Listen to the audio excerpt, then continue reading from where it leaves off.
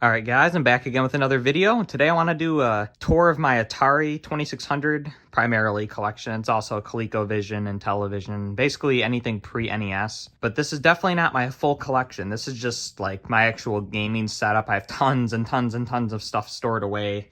And even just off camera, like I have all this random Atari stuff, among other things. But that's besides the point. Today I'm talking about my actual Atari 2600 gaming setup. This is by far, this has got to be my favorite setup that I have, and I absolutely love this setup, and I use it daily. So I want to show you guys exactly what kind of stuff I have out here and how it's all hooked up, and just kind of give you guys a good look. If you can't tell, this is just in a standard closet in a bedroom, so you actually can close these doors, and you could hide this whole setup, which is kind of cool. I never do that, but it's something you can do. Up top, I guess we'll start up top and kind of work our way down. See, Jaguar CD and Jaguar in the box, and then tons of boxed games. This is the only part of my collection that I don't really like how it's displayed, because as you can see, there's 2 layers there. You can see some red box games back there, but 2 layers deep, tons of really good titles, as well as there's an entire bin full of box games here that I don't have room to display, so I plan on getting a shelf over here somewhere, maybe getting bigger shelves and just getting rid of these ones and putting all my Atari games there, but that's a project for another day. So now we'll get on to the actual main part of the setup. In the upper left corner here is all my Intellivision games on top of all of these game holders. All loose Intellivision. There's some behind the Vectrex here, which we'll get into in a minute. But yeah, I have them organized by color, and then by the white labels. These are the INTV releases, which came out later. You can see I have a few that were rebranded. So underneath this is from the factory. Underneath this sticker is the original label for Math Fun, and the INTV Corporation, when they took over, when they bought the rights from Mattel, they relabeled the games with these white stickers, so that's pretty cool. It's a fun thing to collect. I've only found a couple so far, but always looking. Here's the Coleco games for Intellivision, Activision games for Intellivision, Magic games, which I have a whole set of those for Intellivision, and Parker Brothers, and a few Atari soft games. A lot of people don't know that Atari actually did publish a few of their classic arcade titles for the Intellivision. Like we got Pac-Man here, just kind of their few classic titles. There's not too many of those, but those are definitely a cool one to find. And then right below that is my ColecoVision games, which are all in game holders. I absolutely love the ColecoVision. I think it holds up incredibly well. Like, these games are still super fun to this day. Here's all the just kind of standard label games. I kind of organize stuff in my collection by how they look, which just makes them more appealing on a shelf. With these kind of games, doing alphabetical would just be so annoying. Like, you just have all these weird shaped games mixed in, and I don't know, it just bothers me. So I like having them separated by brand, basically. So here's like the normal Coleco releases. There's some of these, I think Zonix is how you say it, the releases. Sega even made a few games. Parker Brothers. Sierra made some games. This is my favorite game. Oil's Well, it's an awesome game. And yeah, Activision games, and they go all the way behind the Vectrex there. And here is the Vectrex. Don't have a ton of games for it. I don't use it too much, but I just love how this console looks, and the games are really fun. Again, they hold up really well, and there's some good arcade conversions like Berserk.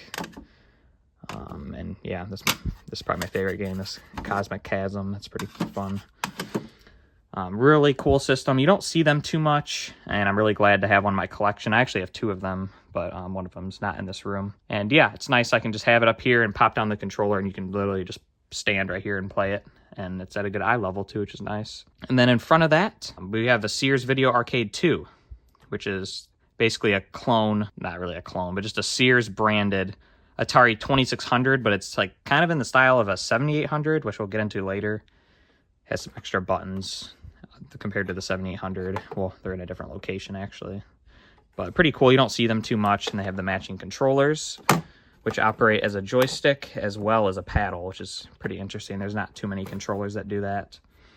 Here's my CX-10 heavy 6er controllers that have the hex disc These are super, super hard to come by. I bought them from someone at Atari age, and yes, I love having these in my collection. These are incredibly rare. Like, I would say a 10 out of 10 rarity to have the hex disc in there, and that adds a ton of value to them. We can see we have the Sears variant here, as well as the standard Atari version. I actually have a few of these in different areas of my collection, but there's those two. And then as well as another Sears console. These are, if I didn't make that clear, these are not hooked up. These are just literally for display purposes, but they do work. So here's a Sears Super Video Arcade, which is an Intellivision, if you didn't notice by the controllers. It's pretty nice because the controllers are detachable, so you can switch them out with certain compatible third-party controllers that people built. So really cool. I really like the style of them, and you don't see it too much either. Now we're on to the 7800, which is on this wall. I don't have a ton of 7800. It's definitely my weakest collection out of any of these games, or any of these systems, I would say. But I still do have a lot of the really good titles. A lot of just classic arcade hits here as well. Commando is a really hard one to get. I just got that one not too long ago. But yeah, a lot of really good games. There's basically very few junk games on the 7800. Like 95% of these are still really fun. And right below that, we have these here are just some label variants, or like just little things that I like. Like, I'm pretty sure this Checkers. No, it's another one we'll get to later. One of these, I think, is a foam Activision game. Yes. So when these Activision games first came out, they actually had foam in the cartridge slot, which a lot of people do not know was even a thing. Yeah, these really early titles like this, like Fishing Derby, that's a really old release for Activision. They came with this foam inside the cartridge, and it is so hard to find these with the foam intact. So that's something I'm really trying to collect as much as I can, but it's always a surprise because when you're buying these games, especially online, you're just seeing the spines or the fronts. You're never seeing inside, so pretty cool. I'm always on the lookout for these, and I have probably about 5 or 6 different ones now, but there's definitely more to be collected there. And next to that, I will pull these out. So we're getting on to my 5200 collection, which I have a complete set plus more, which we'll get into now. I don't have any homebrews, but what I do have is prototypes. These are really cool. All of these were eBay finds. And this first one I actually just got recently in a lot for like a $5 lot. Or no, it was $10, but it was just amazing. This is a SALT cartridge, which is like a diagnostic cartridge for the 5200 to test like RAM and video and controllers and everything like that. You can see in there all the chips, but very cool. I'm super hyped about that. And these ones were from a game store that was on eBay that had all of them listed. And I said, hey, would you take, if I did 100 a piece, would you sell them all to me? And I had them up for like $400 or $500 a piece. And they were like, sure. And I was like, oh, okay. I guess I'm owning a bunch of prototypes now. So we got Looney Tunes. This is actually Looney Tunes Hotel, I believe. ZVS. These are all unreleased games. Pac-Man Jr., Roadrunner, Track and Field, and this is like a more typical label that you see, Sports Goofy. So kind of some licensed games, a couple like Pac-Man Juniors, a cool one, ZVS, so a few like arcade games that never got ported, but really cool, and I'm really happy to have these in my collection. Now we're on to the main 5200 set. So there are 69 games, and we have all of them. I have to use a light here, so sorry for the poor lighting. It doesn't look this dark in real life, but on camera, for some reason, this closet is super dark. I do have lights surrounding the edges, but it doesn't really help much for the videoing purposes. So these are all the Activision titles. A lot of really good ones here, like obviously Heroes, super fun. These are, for some reason, the Activision games on 5200 are really hard to get working. I don't know why that is, but they are very finicky, but they always just need a good cleaning. Parker Brothers and CBS here, full set of those. Again, both of those are on 5200. You just don't see the Activision and all these other companies. It's mainly when you get 5200 lots, it's just the typical Atari published games. Those are really cool to get.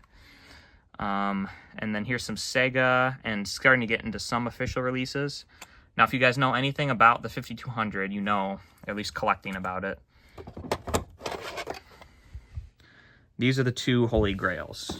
So Meteoroids, which I do have the manual for this one as well, which maybe I'll show my manual hoard later in this video, but this is a super hard one to get. Consistently goes for like $250 or so. Pretty fun game. It's kind of like an Asteroids clone. And then this is the Holy Grail. Now, as you can see, it's Bounty Bob Strikes Back. Mine does have the label punched through in the center, which really sucks. That's like the only game out of my whole collection that has any damage whatsoever. All of the rest, I would say, are in 10 out of 10 condition. So I am actively looking for a condition upgrade for Bounty Bob. I'm willing to pay $500. So if you have a mint Bounty Bob and you want to sell it for $500, let me know. But it has some damage, but at least otherwise it's in good shape and it plays well. If you don't know, Bounty Bob is the sequel to Miner 2049er and is a Donkey Kong style arcade game. I mean, it wasn't an arcade game, but just a Donkey Kong style game. And it's really fun. And Bounty Bob in particular is a very challenging game. But I'm really glad that I have that in the collection either way, even though it has a little damage, but don't we all?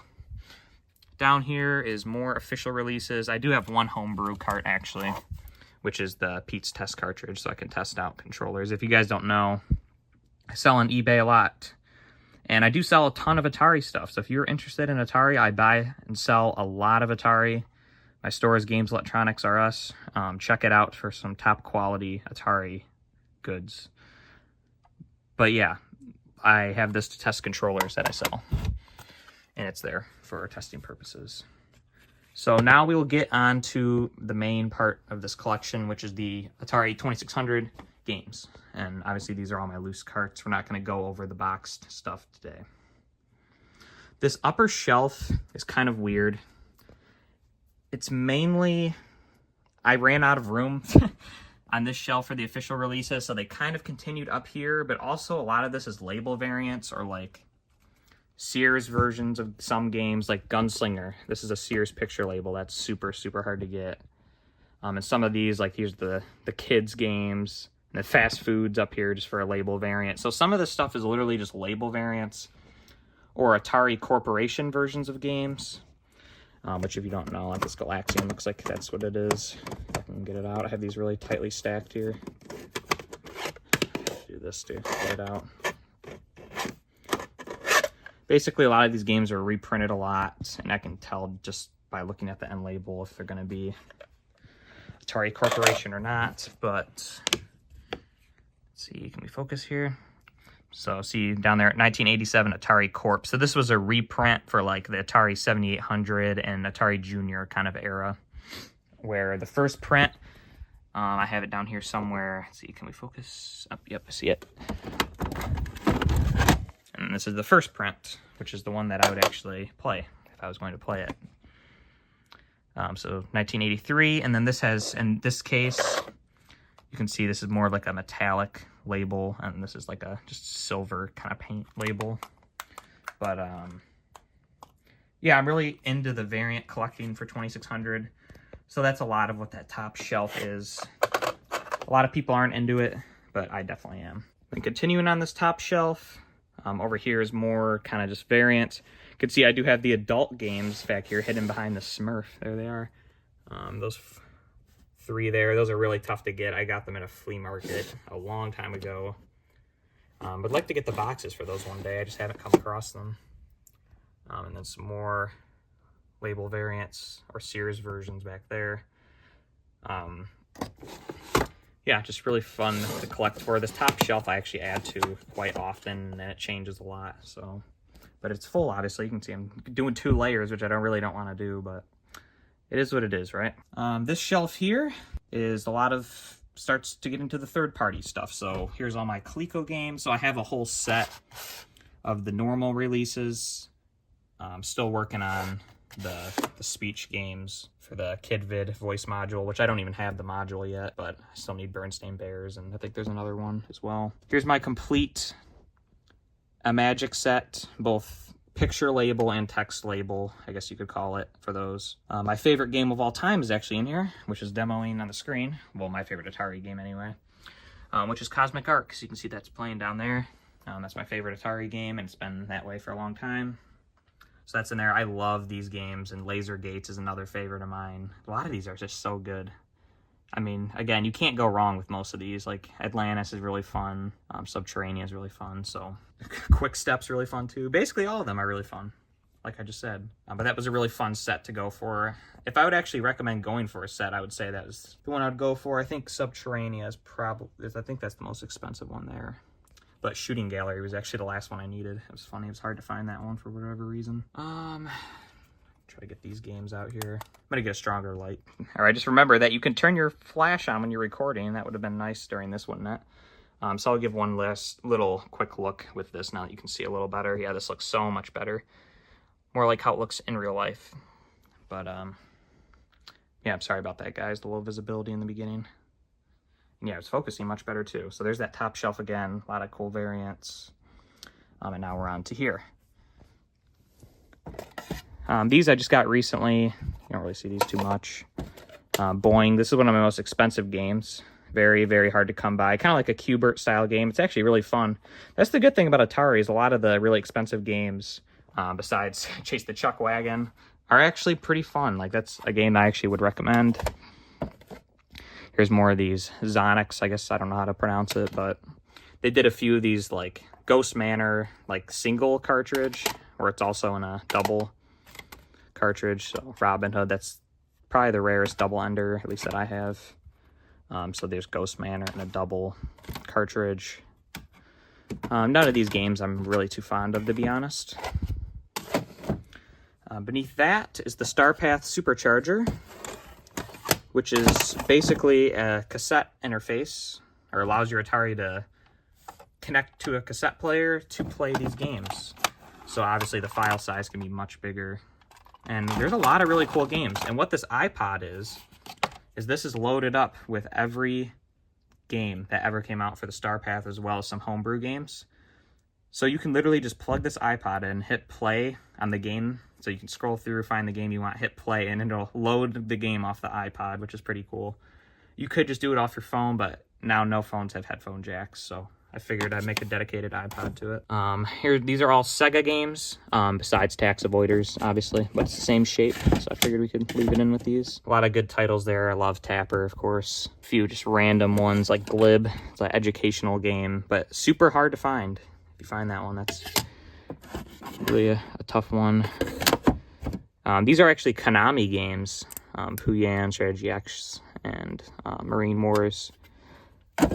Pretty cool cartridges there. These are all mail order, so these are those Command Vid games. The rarest of which that I have is Stronghold.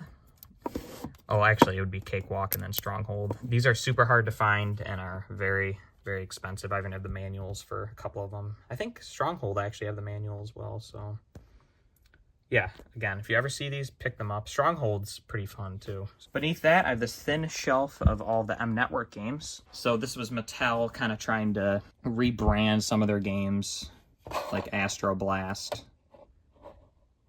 And Dark Cavern is Night Stalker. So they just kind of rebranded some of their games. Some of them kept the same title, but they're all pretty good. And a lot of them have the Intellivision Running Man, which is kind of interesting to see on the 2600. Here's a full set of Data Age games. Frankenstein's Monster definitely being the highlight out of those. There's only 8 of them, so again, another fun set to go for. I need a new warp lock. It got some damage there, but it is what it is. Here's a full Activision set. Obviously, anyone who knows anything about the 2600 knows that these games are awesome. These are some of the all-time classics, like Hero, Pitfall 2, River Raid, Frostbite, just so many good ones here. I actually really like Sky Jinx, believe it or not. A lot of people don't care about for that one, but I really like that one too. The hardest thing with Activision games is to get them in good condition. Like, here's my copy of Barnstorming. You can see that's pretty nice, and that is not a repro label. That is an original label. Most of the time, you get, it's called the community, like Acti plaque or Activision plaque. You can see like the little spotting. That's actually just the glue coming through. This is actually a super good condition copy of Chopper Command, but you can see the glue is coming through a little bit there. That really doesn't bother me at all. You can see my copy of Plaque Attack actually has a decent amount of that. But yeah, super fun set to go for. And again, most of the games are really good. There's also Blue Label variants. I also like to collect those. And the Blue Label games are super fun to collect for. They're not super expensive, but they're hard to find for sure. And this Space Shuttle is the only white NTSC game. So it's, again, kind of another unique one. It kind of stands out. And this Moonsweeper is actually a Magic. It's actually in a Magic game that was relabeled, so that's pretty unique as well. But it matches perfect with these, so I keep it with them. This was kind of a weird developer, Froggo Games. I'm not a big fan of really any of these games here, but again, pretty hard to find. Very interesting titles there. Epics has, like, I think this is a whole Epics set, I'm not really sure. But the California summer and winter games are fantastic, just super fun and just kind of fun to practice the mini games and try to get as high of a score as you can. Now we're on to ColecoVision, which is, again, another super fun company to collect for because there's some hard ones to get, like Polaris, Marauder, S-Fall, Springer, basically all of these ones at the bottom here. Miner 2049er Volume 2 is really tough. Threshold is really hard. I'm trying to get Jawbreaker. I really need to get that one because I'm a big fan of that on the TI-99 and some of the other systems. So there's definitely some more that I need to collect there, but super fun library to go for, which really all of these are. Now we're on to the normal label 2600 games, or at least some of them, obviously. Some of them are on that top shelf, like I said before. You can see a bunch of them here. Nothing super noteworthy here in terms of rarity. Like there's Mario Brothers, Stargate's pretty uncommon, but nothing crazy besides this hidden Sword Quest Waterworld. This is the last game in the Sword Quest series and super, super tough to get. This was another eBay find in a lot. Phone's not focusing, but super tough one to get, especially in good condition. You can see we have a little end label wear, but nothing too bad. And yeah, just kind of keep it on display in the corner here. Right beneath those is the Atari text label games. All the way to the left here is the original numbered games, so I have a full set of those. I'm trying to get those all in the box, so those are all the heavy sixer gatefold releases. So you can see the Combat, Air Sea Battle, Starship, Indy 500, Street Racer, Video Olympics, Surround, Blackjack, and Basic Math. That's a whole set, and Basic Math is definitely the hardest to get of those. Here's some more text label. You can see definitely have some overflow here, but there's the remaining ones. And then here's the red label. So these were reprints for the Atari Junior. It's like I just got this Defender 2 recently. It's a kind of a hard one to find, but a lot of those later releases were really impressive. Like Dark Chambers is a super impressive game, and Secret Quest and Gravitar. Definitely the programmers are getting a good hold of the 2600 by that point and its capabilities of what it could do. This bottom shelf here is just tons of different third-party developers. So on the left here, you can see a bunch of the US games releases over there. And beneath that, some of those silver label games. 20th Century Fox is these red ones, and these ones down here. I hate how they didn't put the end labels on a bunch of these. Like I know this one's MASH. Like you just kind of start to memorize them. I think this is Crypta Chaos right here, this purple one. But kind of weird. And then they started labeling some of them, which is nice. Some more third-party games. Apollo. I actually kind of like some of these Apollo games. They're definitely budget releases, but they're not too bad. Company I really, really like their games is CBS. Like these are all good games. Like there's literally none here that are I would consider bad. I've really been playing Mountain King recently. This is a really, really, really impressive game for the system. And there's nothing else really like it on the console. You can see that actually had a RAM expansion inside the cartridge, so definitely unique there. So here's some of these games here. You can see I have some that have like the lip on them, like this Cocoa Nuts. There's one with the lip and the one without. Not a big fan of any of these except for Fast Food is a fantastic game. Here's more US games, so you can see they kind of rebranded. I don't know why I have them separated like that, but I do. And they had these blue labels. I'm sure these are like the later ones, and then these were probably first. These kind of ones that have to like stick out on the top like this. So pretty interesting. And then to the right, there's a whole set of Parker Brothers minus GoldenEye. I cannot find GoldenEye. It's like a $25 game, but I refuse to buy it on its own. I must get it in a collection somewhere. So one day it will happen, and I will complete that set. Here's another, actually, Star Gunner is really, really fun too, which is supposed to be with these, but it's separated because I ran out of room. So that's another really good game by that publisher. What are they called? Yeah, T-Sleeves or whatever. This is a really good one. Hidden gem, for sure. Very frantic game. But yeah, Parker Brothers, a lot of good games over there as well. Kubert's Cubes is definitely the hardest one to get there. And Mr. Do's Castle and Montezuma's Revenge are also pretty hard to get. And all of those 3 games are really fun too. So that's a good bonus. Especially Kubert's Cubes, that's a good one for sure. So that's the whole main wooden shelves complete. I mean, I could go and talk about these games for a really long time. I'm trying to not make this video crazy long, although I do know it's going to be long. So to the left of these shelves, you can see there's some empty room, which is nice. And then these are Sears games, all the Sears relabeled games. I like to collect those, obviously. And there's a lot of them there. So, really fun. Hopefully one day we can fill that whole thing with them. So that's another set I would like to go for, but I know that I'm definitely far off. It's pretty tough to see them. Try to stick you in there, but there's also some of those actually on my top shelf as well.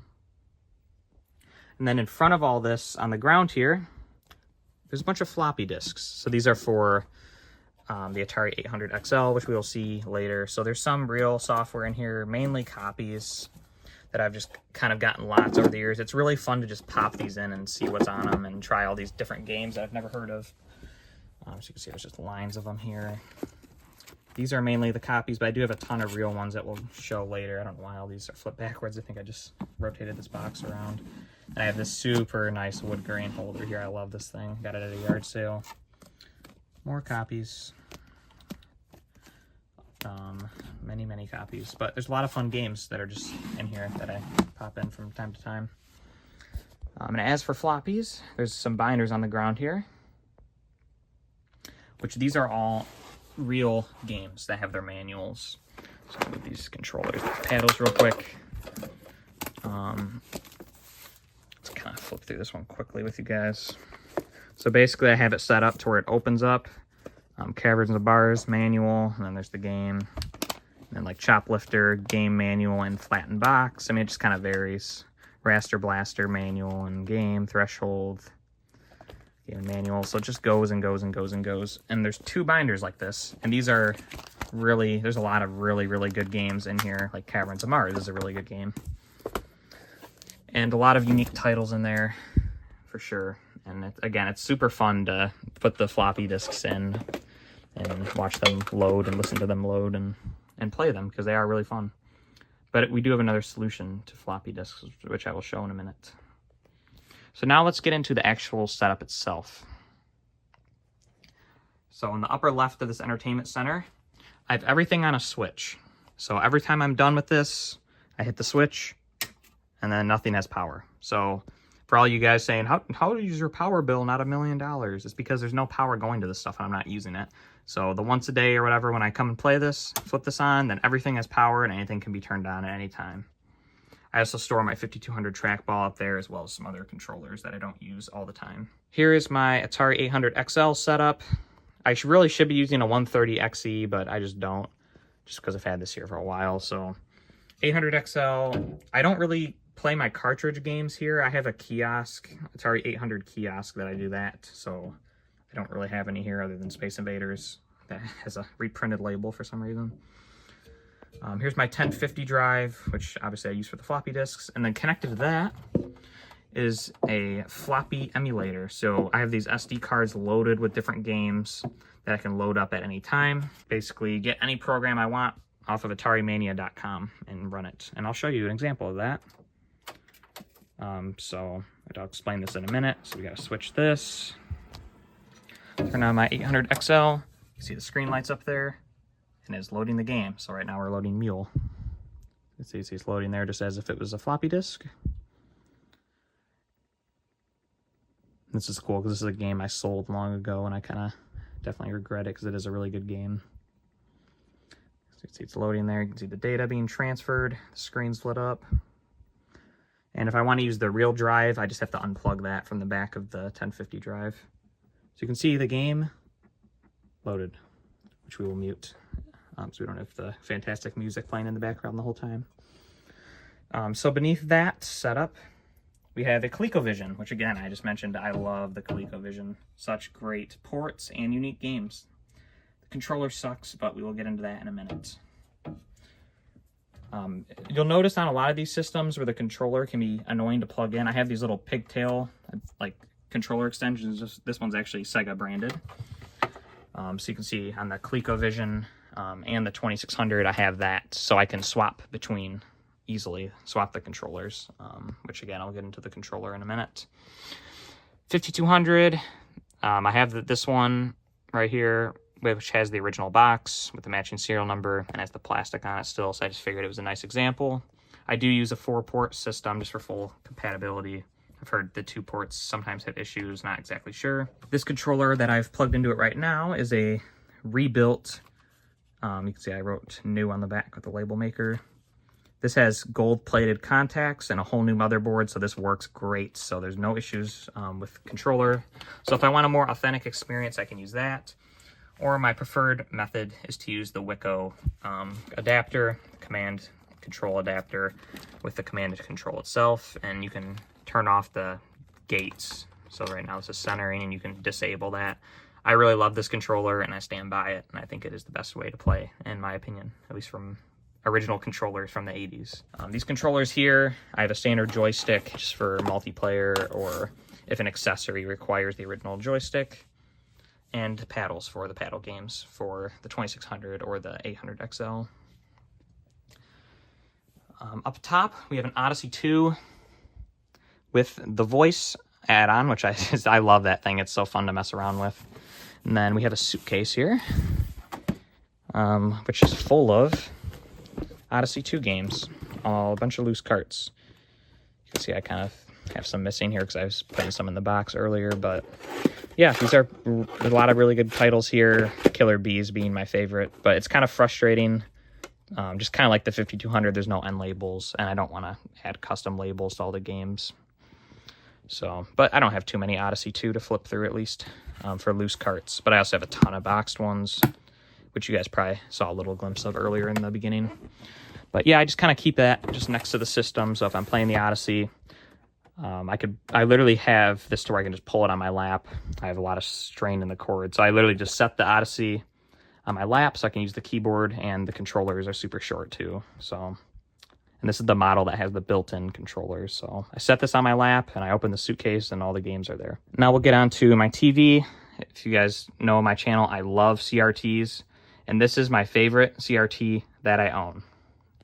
And you guys may think that is insane because I own PVMs and some other cool things, but this will always be my favorite CRT that I own. Why is that?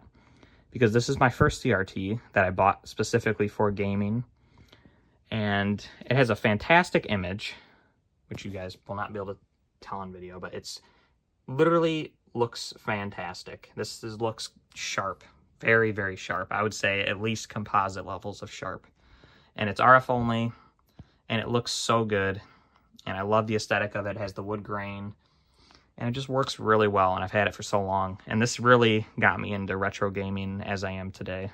So I feel like this TV, I have a lot to owe to this TV, and I really never plan on switching it out. So 13 inches, Quasar, I don't know the model number, but I looked up online and I can't even find this model anywhere else. So I love it so much.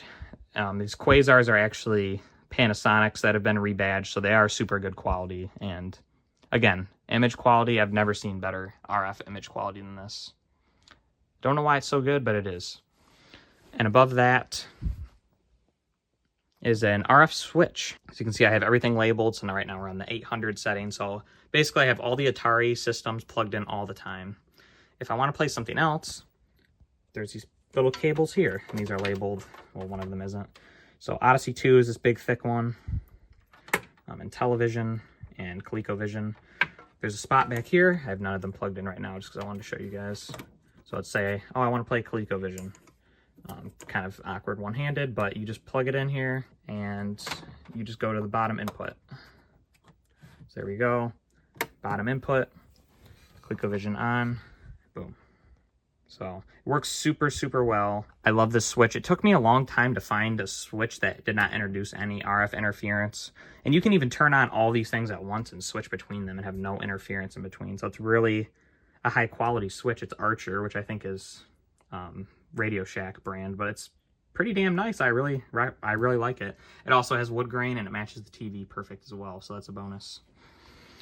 Beneath my favorite CRT that I own is the Intellivision with the IntelliVoice, as well as these little clip-on joysticks, which I like to use for certain games. They're not my favorite. I actually quite like the Intellivision disc, but they do the job if I want to change it up. And yeah, definitely a great console with the Intellivision. A lot of complex games. Once you learn how to play them, they can be super duper fun.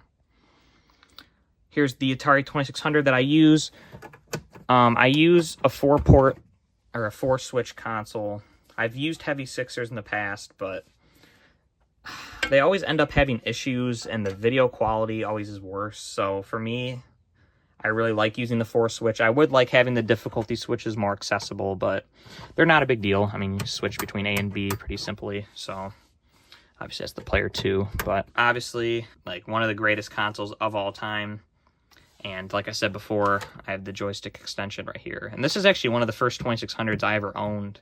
I don't know where I got it. I wish I could go back and figure it out. But like now I've owned hundreds and hundreds of 2600s. But this is one of my first ones. Just like this TV. And this is my first Intellivision too. And 5200. So a lot of these are just the first console of these that I ever got. And I just kind of stuck with them because they were reliable. The 7800, my first 7800 actually did break. So this is not my first one that I ever got.